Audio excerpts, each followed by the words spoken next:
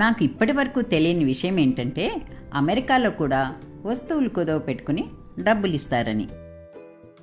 రీసెంట్గా నాకు ఒకరి వల్ల తెలిసింది, ఇక్కడ కూడా గోల్డ్, వాచెస్ అలాంటివి కుదవ పెట్టుకుంటారని, టైం అయిపోయిన తర్వాత వాటిని చాలా రీజనబుల్ రేట్లలో తిరిగి అమ్మేస్తుంటారని. రీజనబుల్గా ఇస్తారు, అది గోల్డ్ లాంటి వస్తువులు అంటే మనం ఊరుకుంటామా? అలా తక్కువ ధరకు వస్తుంది అంటే ముందు వరుసలో ఉంటాం కదా.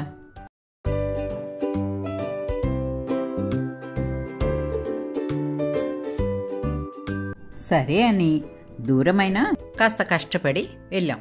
తీరా చూస్తే మన దేశంలో ఏదో కుదో దుకాణం అంటే చిన్న చిన్న కొట్లుంటాయి, అది చూస్తే పెద్ద సినిమా హాల్ అంతుంది.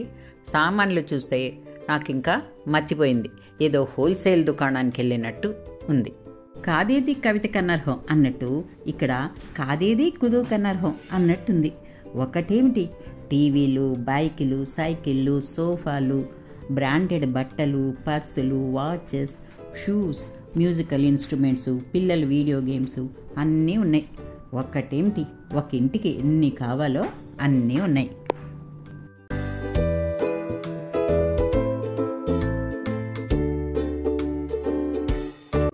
ఇక అక్కడైతే చాలా పకడ్బందీగా ఒకవైపు క్వాలిటీ చెక్కింగు, క్యాష్ కౌంటర్సు, ఇంకోవైపు సేల్ చేసే వస్తువులతోటి సీసీ కెమెరాలు, చాలా సిస్టమేటిక్గా ఉంది.